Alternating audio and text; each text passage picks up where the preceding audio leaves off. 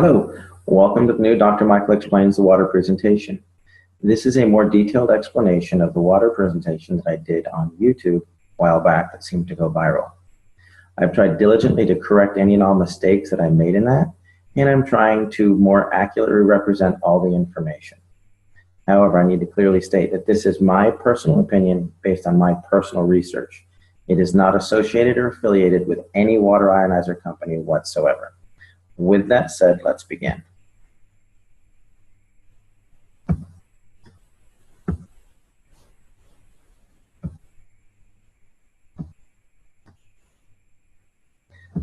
There we go. Excellent. I named this presentation The Magic of Sky Water because of what it did for my daughter. Many of you have asked what happened.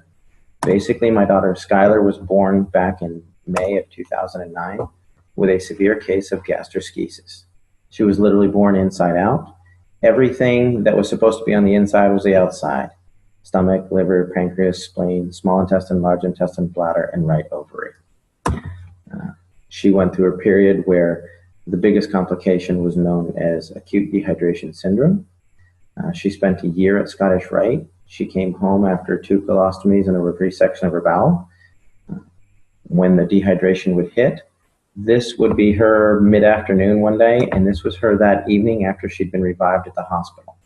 Basically, the bowel would shut down, and so I became a hydration expert. I tried every pill, potion, water ionizer you can imagine, and we came through it when someone introduced us to the Enagic SD501. That is Skylar today, and at the time that we tried it, I was actually completely opposed to alkaline ionized water. When it worked, I was a little dumbfounded. So I had to figure out why, and here's what I found. The difference between the healthiest person and the sickest person is broken down into 2 components. Muscles, ligaments, bones, organs, tissues, etc. These all add up to 28% of the patient. The other 72% of everybody is just water. What I found out, not all water is equal. There's distilled water, there's reverse osmosis water. We tried filtered water, alkaline water, we even tried ionized water. We thought we'd found something with alkaline ionized water and it proved to be more dangerous than beneficial. And then there's something that's called electrolyzed reduced water. This was truly a game changer. Here's why. Electrolyzed reduced water, it's not a cure, but it's 72% of the Skylar puzzle. It was not the only thing we did for her. It was the only thing we changed because we were doing everything else. What it is just science. It could realistically save your life. It'll make you healthier, happier, and stronger. But if you don't make healthy choices, your health benefits are not going to be as effective, nor will they last. To put it simply, electrolyzed reduced water gives you the best possible 72% of your body to work with. This facilitates nutrition, detox, health, energy, healing by providing some necessary components. Let me explain. If you think of your body as a saltwater aquarium, you've got healthy organisms, filtration, you've got oxygen. If you don't take care of it, that tank gets dirty. Well, what you have to do with the human body is figure out how to clean your fish tank. The way that your body does that is through a process called cellular respiration. This is the way you basically get oxygen and nutrition into a cell, CO2 and toxins out of a cell.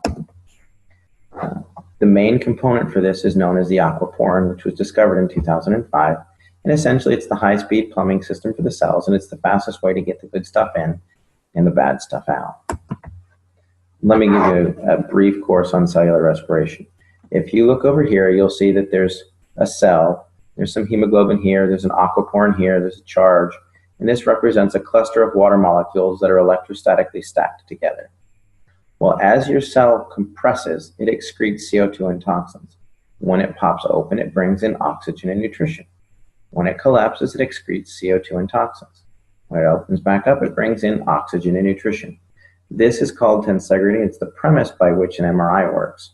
The click, click, click, click causes the cells to open and close. The computer takes a picture, generates the image. Well, electrolyzed water actually does occur naturally. Everybody say it's an unnatural source. It isn't. It happens when a lightning strike hits a lake or the ocean or something like that, and the charge on the water in that area lasts usually 3 to 4 days. What it does is it disassociates the water molecule.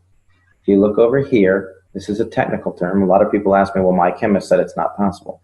That's because your chemist doesn't understand electricity. He's a chemist. He's looking for a chemical means to do it. This is electrical. When you use electricity to burst the bond, you'll take this H2O molecule and you break off a hydroxyl or a hydrogen.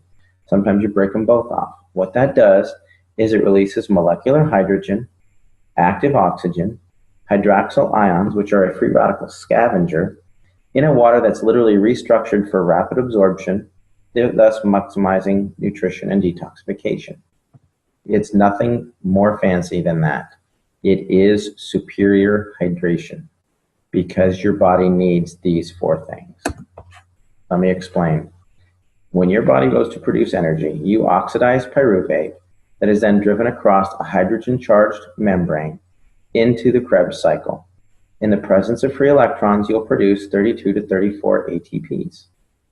Then you need hydroxyls to scavenge out all the garbage. That's it. Works on a cellular level. Another thing that's different between electrically changed water and chemically changed water is electrically reduced water is not affected by stomach acid. The pH is a byproduct. When people say, oh, you need pH water, no, they don't. They need water with molecular hydrogen, active oxygen, and hydroxyl anions. Alkaline water is just water with more minerals. It is affected by the chemistry of the stomach. Electrolyzed reduced water is not. Another factor is it's self-limiting. The charge in the water only lasts for 3 or 4 days. Therefore, it's not going to build up in your system. If you have chemically altered water, it will build up in your system. It will affect blood pH because the calcium, magnesium, potassium get stuck there. Currently, I have not found any negative research on PubMed in regards to electrolyzed reduced water. That doesn't mean there isn't any. It means that I couldn't find any. So how does this work? Well, basically they took a lightning strike, put it in some medical grade titanium plates that were dipped in platinum and put it into a machine that's about the size of a coffee pot. And what it does is it takes this big clump of water molecules and zaps it. When it zaps it, it breaks it into smaller groups because it has an electrostatic charge, giving you some free electrons, the molecular hydrogen, active oxygen, and all that. The more charge you hit it with, the more it breaks it down. Here you've got 5 groups of 5 or 6 groups of 4. You could have 2 groups of 12. It just depends on the level of ionization. It's a rather simple process. If you think about this cluster of grapes, if I wanted to put all of these grapes into this bottle, I would rip each piece off and dump it in there. If I tried to cram the whole thing in there, there would be grapes that were rolling around the floor and missed the thing and all that. We want to get in as much as possible. These are not chemically bound molecules of water. If you chemically bind them, they're no longer water. They're not one giant molecule of water. It's a cluster of water molecules that are stacked together because they have a low electrostatic charge, a lot like Rouleau factor in the blood. Another way to look at it is when my son was rolling around on the carpet, his hair got a high static charge. He's actually holding onto a necklace that's not causing his hair to stand up. But what happens is the hair dispersed. It got its own little static charge and it caused it to stand up and spread out instead of laying down clustered together. When you ionize water, you're causing the water molecules to disperse. That's all you're doing. If you want to research this phenomenon like I did, don't use Google. It is my personal favorite search engine, but it's also the one that's most manipulated and hard to reference accurately. Besides, you can support anything with a quick Google search. The world was supposed to end several times. Just check Google. Instead, we're looking at something more scientific and how it affects the body. Do clinical research on PubMed, and you'll find that if you look up electrolyzed reduced water or hyphenate electrolyzed reduced water, molecular hydrogen, active oxygen, hydroxyl anions, free radical scavengers, you're going to find what I have found, that there's a lot of research to support this type of water. You're also going to find that if you look at pure alkaline ionized water, there's a lot of dangers that are associated with the remineralization component, which we'll get into in a moment. Molecular hydrogen is easily the primary benefit of electrolyzed reduced water. It literally charges the cell membrane of every single cell in the body, increasing its electrochemical potential. That means makes it healthier, able to get good stuff in and bad stuff out. It's also a critical component for the nervous system. There's a vast amount of research on PubMed in molecular hydrogen in Parkinson's, in MS, in autism, things like that. And finally, it works as a powerful antioxidant. The next component of the water is it is loaded with active oxygen. Active oxygen is what's required to produce ATP. It's what's driving the Krebs cycle. When you run out of active oxygen, your body starts to shut down because it can't work correctly. It's just like a fire. If you remove the oxygen, it goes out. Finally, there's the antioxidant and free radical scavenger components. Basically, iron in any acidic environment will start to rust. You can leave your tools from your garden outside in the rain and they're going to rust. Well, where do we have iron? We have it in hemoglobin, we talked about during cellular respiration, but we've also got it in the red blood cells. We got it in the brain, the kidneys, the lungs, the lymphatic system, the bones. If it's in an acidic environment, it's going to oxidize, which will create a toxic burden. Your body is designed to be slightly on the alkaline side. Today, we're flush with oxidative and acidic disease processes. The number one acidic disease process we have right now is cancer. It's actually, the prime cause is oxygen deficiency. You can look up Otto Warburg, there's some research on that. Don't Google it, go to PubMed, read the research. Number one acidic disease is hyperketoacidosis, which is basically diabetes. They're now causing autism, diabetes of the brain. Secondarily, all of your inflammatory diseases are acidic by nature. That's what's wrong with Skylar with her irritable bowel syndrome. Your arthritis, it's an acidic waste product. Fibromyalgia, hyperlactic acidosis. Chronic fatigue and endocrine stress is all associated with an acidic environment. And why are we becoming so acidic? Well, we drink coffee, tea, soda. There's an enormous level of reverse osmosis water, which is misunderstood. You don't want water with the lowest parts per million of anything. That makes it acidic and it won't even carry a current. It's designed for coastal countries to have a good water supply. If you do some clinical research on this, you're going to see that it's associated with MS, MD, and Alzheimer's. Most any of your bottled waters, all your big 24 packs, those are most likely reverse osmosis water that's had minerals added to it, which is dangerous in its own sense. You don't get your minerals that way. Here's a couple of guidelines for hydration. If you're a regular healthy person, you want to drink about 50% of your body weight in good water every day. If you have acute health issues, this could be dehydration from working out in the yard, excessive level of sports, you could have the flu. You may want to drink nearly 75% of your body weight in ounces. However, if you have a chronic health issue, cancer, diabetes, something like that, you may need to drink up to 100% of your body weight in ounces. However, you got to be careful because your physician can specifically reduce your water intake for congestive heart failure, kidney disease, things like that. So why do I say that sodas and pH are important? Well, if you look at this scale over here on the left, it's red. That means it's going to make you rust. Over here, the blue will make you beautiful. This is what a typical capful of soda can do to the body. This is a 32-ounce bottle of pitcher of 9.5 water. You can see the pretty blue color. It's loaded with hydrogen, oxygen, etc., etc. This is about a tablespoon of Sprite. It's high on the acid content. So what I did is I poured this water into this cup and ended up with a cup full of acid. It didn't dilute it at all. I then took this cup and poured it into 32 ounces. Now, mind you, this is a tablespoon of Sprite, and it destroyed 32 ounces or 2 pounds of water. Makes you think differently about going to McDonald's and supersizing it. You're literally acidifying your system. Yes, lemon juice in your water will do this as well. The reason that lemon water affects the body in an alkaline nature is it causes your pancreas to excrete an 8.8 enzyme to neutralize it. Just as a side note. Other things that we do. This was huge for Skylar. And I didn't realize it was such a big deal because we ate a lot of organic food. But you can use this water to clean your veggies. These are cherub tomatoes that I used to buy and just rip the top off and start eating them. I washed them in the 11.5 water from my SD501, and that is what came off. I was appalled. I was amazed. It tasted like they were fresh garden tomatoes. And when you smell this, it smelled like there was Windex or cleaning agents in that glass. And the reason that that happens is because all of your pesticides are petroleum based, so they don't wash off. Another thing we use it for is our pet. I thought this was funny, so I'd include it. Thanks, Henry. This looks great and all, but does your house have any Kangen water? We did the proverbial test. Put out a bowl of tap water, put out Kangen water. Callie will drink the Kangen water every time. Another thing is the disinfectant aspect of this. This isn't just 2.5 strong acid.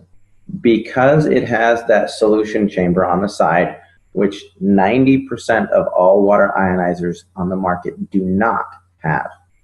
This machine produces 2.5 electrolyzed hypochlorous acid. The other machines do not. That is very important. Electrolyzed reduced water has been shown to kill MRSA, Kripke staph, E. coli staph, strep, all of that. Even worked on the C. diff. That was a problem with Skylar. None of the other water ionizers that do not have a specific saline solution can produce hypochlorous acid in an FDA-approved level. And let me explain. In 2009, 2 months before Skylar was born, the FDA approved hypochlorous acid. It's a sterilant. It will kill just about anything.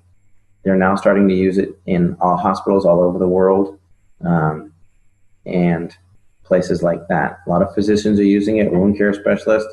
We've been heavily involved in that because of the miracles we've seen with it. However, electrolyzing regular tap water without the addition of a salt solution does not meet the FDA criteria. As a note, the FDA has not evaluated the SD501 either, to the best of my knowledge.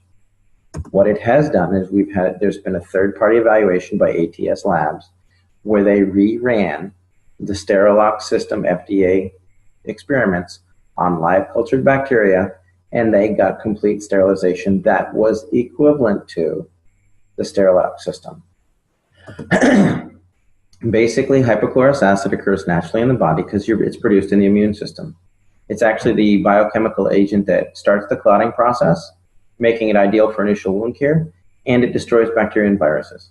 Recent studies are actually underway to test this using necrotic wound. I'm working with several physicians and wound care specialists as it pertains specifically to necrotizing fasciitis, gangrene, MRSA, things like that. And the results are really promising. We're not the only one doing this. This is a global thing, and the results are really good. Why I look at the SD501 exclusively, or when I compare the competition, because they all want some information. Number one thing is power supply. Does it have enough energy to do it? There's been a lot of song and dance about the SD501 uses a transformer. It does, but it also has a switch mode power supply to regulate that and a condenser. If it doesn't have a transformer, it can't ramp your 110 watts up to 230 and keep it there. Switch mode goes up and down, up and down, up and down. What this transformer does is it ramps it up, and the switch mode will start to slow it down, but the condenser allows them to work together to keep a nice stable stream of energy. On top of that, you need enough amperage. A half amp to a 1 amp machine is not going to get it done. Doesn't mean it's not a good machine, it just means it's not comparable to the SD501. You need 2 to 3 amps to make it effective. You can ask any electrician. The voltage doesn't really matter, the amperage will kill you. The next component is you need a large quality plates. Most competitor plates are about 53 square centimeters. The Enagic plates are nearly 90 square centimeters each. So if you have one of the competitor machines with 12 plates, they've got like 600 square centimeters. Well, the basic Enagic SD501 has 640 square centimeters. The Kangen 8 has 720 square centimeters. So just because it has more plates doesn't mean the plates are the same size. Next, I look for a liquid saline electrolysis enhancer. That's because it's the only way to produce FDA-approved levels of hypochlorous acid. If you're looking at a competitor's machine with 12 plates and a pH that goes from 1.1 to 12, and it doesn't have a saline solution enhancer, it's not a comparable machine. It will not do the same thing. Yes, it will produce 2.0 pH water, but it will not produce hypochlorous acid which is what you're looking for. Another thing to avoid is anything that says energy saver. When it says energy saver, it means it's underpowered. If it's underpowered, they're going to add in minerals and remineralize it and the necessary minerals for your body. That means it doesn't have enough power to get the job done. If they come in with a super fancy plate pitch, it's plated and it's mesh and it's a hybrid and it does this, you don't need it because solid plates are the most stable plates there are. And yes, they need more power to run effectively. And anytime they say there's a lifetime warranty, there's no such thing. I've bought several machines that I'll explain in other videos. We're getting to do a detailed thing on competition. Basically what they'll do is when they start to have problems, they sell off that brand, that machine to a third party and it voids all the warranties. It happened to me twice. The ST501 was about the 9th machine that I used. And I've kept looking because it may not be the best. I research this regularly, and sure enough, it comes out on top every time. I'm just going to hit this. Basically, when you're looking for power factors, it's watts times amperage times surface area. The ST501 has 358,000 PEUs. A typical 110 watt unit with 268 square centimeters of plate, which is a 5-plate machine and a half amp, is only at 14,000 PEUs, or about 4% of the power, so they have to add minerals. Finally, don't own a machine that you can't clean. I see a lot of line about plates, calcium, and auto cleaning. The Enagic SD501 auto cleans itself every 15 minutes. And they have a manual cleaning cartridge that gets rid of not just the calcium on the plates, but the calcium in the lines. It gets rid of the calcium, the mold and the stuff in the lines and the housings. I've taken apart several machines and they're loaded with mold in the housings, the tubing, but the plates look good. Some of the plates erode on some of the competitors, but that's another thing. In fact, most municipal water supplies are getting worse and worse and worse. And Enagic is staying abreast of this and realizes that they need to have a dedicated team of technicians that can completely clean your machine. If you can't clean your machine, you're most likely going to be drinking mold. That's my opinion. I could be wrong. But the machines that I've taken apart, I found mold in every one of them. And I took care of them according to manufacturer's standards. Here's a couple of plates. This is the size of the plates on my Royal machine. When it stopped working, this is a Jupiter. They look scorched. This was the SD501. These are about 6 years old. I had some corrosion here. This was my microlight. When the company failed to honor the warranty that was lifetime, I took it apart to see what was inside. You can see there's a burn mark here where the plate started to corrode. This is the Jupiter. Actually, if you come back here, you can see this is the mold that I was talking about in the lines and in here. Now these, mind you, were machines that never needed cleaning. These plates don't have any calcium on them. They were accurate. There's no calcium on the plates, but the machine was not clean. There's a reason why everybody compares themselves to the SD501. Basically, it is the industry standard. It's superior maintenance and cleaning. The quality of the plates are unsurpassed. The superiority of the power supply, to the best of my knowledge, it's the only one that uses a transformer and an SMPS and has a condenser. You can literally unplug an SD501 while it's running, and you're getting about another 10 seconds of power out of it. And that's just draining out the condenser that makes sure that the power stays even. It's one of the longest companies in the history of the industry. They have a wider diversity of uses for the water, the types of water it produces. And it's one of the few that actually use an electrolysis solution for hypochlorous acid. If their machine is bragging that they don't use a solution, it doesn't work. You can't use it for sterilization, period. Why I personally feel the ST501 is the best, I tried 8 or more alkaline water ionizers. Bottom line is it worked for Skylar. Within 4 days, 80% of her symptoms had resolved. She had her first solid bowel movement in 10 days. And within 6 months, she was off feeding ports. Was it the water? Yeah, because it was the only thing left to try. Did it cure her? No. We were doing a lot of things. Enzymes, probiotics. She was doing her medications. She was doing protein powders, MCT oils, medium chain triglyceride. She was doing all that. But the water was allowing it to get into the cell and the bad stuff to get out. The short answer is it produces 7 types of highly bioavailable water. It is already endorsed by thousands of hospitals and used thousands of doctors and used in hospitals all over the world. The drinking water it creates has high levels of hydrogen, oxygen, and antioxidants. It can also be used for FDA-level disinfecting, cleaning, food prep, and cosmetics. I'm Dr. Michael. If you have a specific question for me, you can email at drmichaelexplains@gmail.com. For more information about electrolyzed reduced water machine that we use for Skylar, please go to skywaterinc.net. Hopefully we'll clarify some stuff, and that should help you people a lot. And if there's anything that I can do, let me know.